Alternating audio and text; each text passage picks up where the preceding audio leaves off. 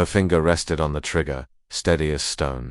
The rifle's scope framed his silhouette against the ruined skyline, his broad shoulders cutting a sharp outline against the faint glow of a burning horizon. She had tracked him for 3 days, waited for this moment in silence, hidden among the broken teeth of collapsed towers and shattered bridges. He was the target, the one her command had sworn was too dangerous to be allowed to live, the human whose raids had bled her kind of resources and pride. One squeeze, and the war would tilt back in her people's favor. She had him, she only needed to exhale, but something made her pause.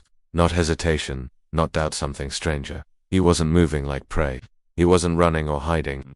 Instead, he stood still at the edge of the dead quarter, looking out over the wasteland, as if measuring it, as if daring it to stop him. The air around him shimmered with heat, the earth cracked and blackened from centuries of ruin, and still he stood tall. She remembered the reports, the stories whispered among her soldiers, that this human had survived where no one should, that he crossed forbidden places with nothing but grit and fire in his chest. She had dismissed them as fables, but here he was, alone, unbowed, staring into the abyss with a defiance that felt almost unnatural. Her breath fogged against the scope. She adjusted slightly, lined up the shot, felt the world narrowing to that one fragile moment where life and death balanced on the curve of her finger. Then the ground beneath her shivered. At first it was a faint tremor, like the heartbeat of the earth. Then it grew, until the entire ruin around her groaned and shifted. Dust spilled from cracks in the concrete, rusted beams shuddered, and a deep mechanical roar echoed from beneath the city's bones. She knew the sound instantly, though she had prayed never to hear it again. The ancient machines, the wardens of the quarter, stirring from their endless sleep. The roof beneath her sniper's nest buckled. The beam she lay on split like rotten wood,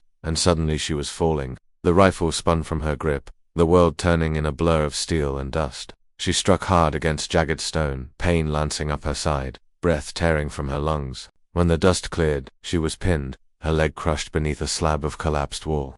The machines were moving now, their massive silhouettes rising from beneath the rubble of the old city, their searchlights cutting through the haze with cold precision. Panic clawed at her throat. She was trapped, exposed, and her kind had always feared what the wardens did to intruders. She tried to free herself, clawing at the stone, teeth gritted against the pain. Her rifle lay out of reach, useless. Her cum was broken, its light dead. For the first time in years, she felt the sting of helplessness and the bitter taste of irony. She had had him in her crosshairs, moments from ending him, and now she would die instead, alone, crushed, forgotten by the world she had bled for. Then, through the haze of smoke and pain, she saw him, the human he had turned when the collapse began, and now he was running toward her, not away from the wardens, not toward safety, but straight into the jaws of death where she lay. For a moment she thought it was mockery, that he was coming to finish what she had started, but as he skidded beside her, hands already tearing at the rubble, pinning her down, she realized the truth. He was saving her. The machines loomed closer, their lights sweeping, their steps shaking the ground. He braced his arms beneath the stone, veins bulging with strain, and heaved until the slab cracked and shifted. She gasped as her leg came free, numb and burning all at once. Without hesitation, he hauled her up, slung her arm over his shoulder, and pulled her into the shadows of the ruins. She felt the heat of him, the roughness of his grip, the raw strength that seemed carved from survival itself, and she could not comprehend it. Why save her? Why not let the wardens take her, the enemy who had come to kill him? The wardens scanned the ruins, beams slicing dangerously close. He pressed her against the wall, his body shielding hers, his breath harsh but controlled. For the first time in her life, she was face to face with the enemy she had hunted, close enough to see the scars etched into his skin, the determination burning in his eyes, and she realized something her commanders had never said aloud. Humans were terrifying not because of their rage, but because of their refusal to abandon. The machines passed, and the silence returned. She sagged against him, her body weak, her mind spinning with a truth she could not deny. Moments ago, she had nearly killed him, now he had risked his life to save hers, and the war between them suddenly felt smaller than the weight of the arm. Holding her upright in the shadows of a dying world, they moved through the ruins like hunted shadows. Each step he guided her, steadying her when her injured leg faltered, pausing only when the warden's lights swept dangerously close. Their vast frames stalked the horizon, machines that had outlasted centuries of wars, their steel bodies weathered but unbroken. The world had forgotten who built them, or why they still roamed, but every survivor knew what they did. They erased intruders with merciless precision. Neither human nor alien could stand against them, and yet here he was, dragging her through their killing grounds. She felt every jolt of pain in her leg, every shard of stone beneath her boots, every pounding heartbeat that wasn't her own but his, steady and relentless against her side. He didn't slow, even as his breath grew ragged, even as sweat streaked the dirt across his face. He carried her weight as if it mattered less than the fact that she still breathed, and that frightened her more than the machines, because she had been taught that humans were selfish beasts, clinging to life with desperation, incapable of mercy. Yet this one bore her like a brother, like an ally, like she was worth saving.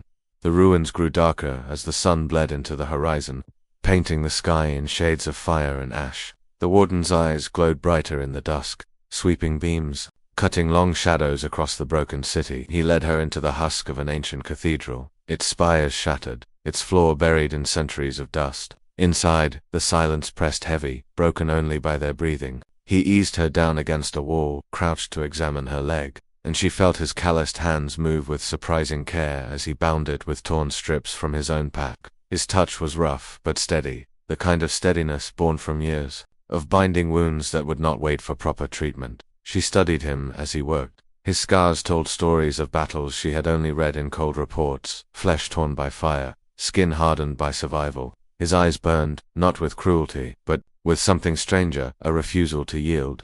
Even now, when he should have left her to die, he fought for her. She searched for malice and found none.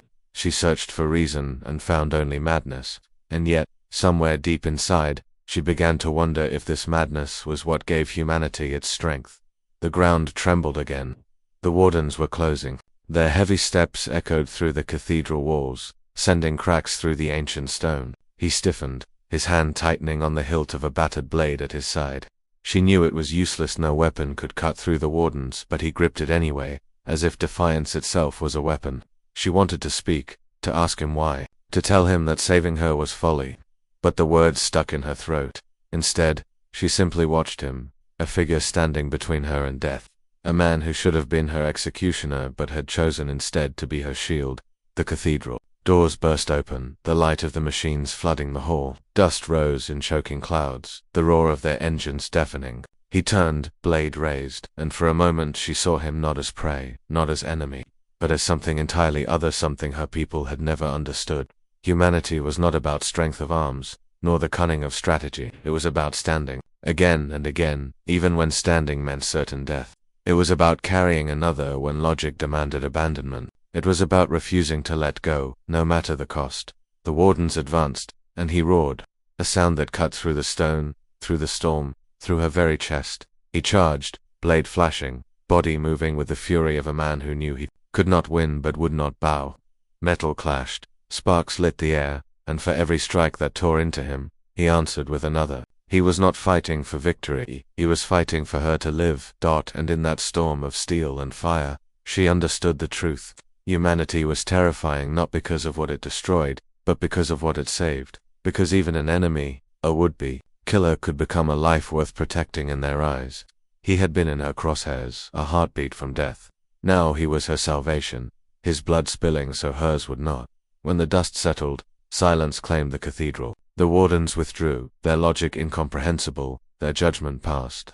She crawled forward, pain burning in every nerve, until she reached him. He lay broken beneath the shattered light of the cathedral's ruined ceiling, his blade still clenched in one hand. His eyes flickered toward her, not with anger, not with regret, but with the quiet satisfaction of a man who had made his choice and stood by it. Her hand pressed against his, the warmth fading even as she tried to hold it. Tears she didn't. No, she had held back, slipped free, cutting paths through the dirt on her face. She whispered the question she had never asked, why? And though his lips barely moved, though his breath was fading, she heard the answer.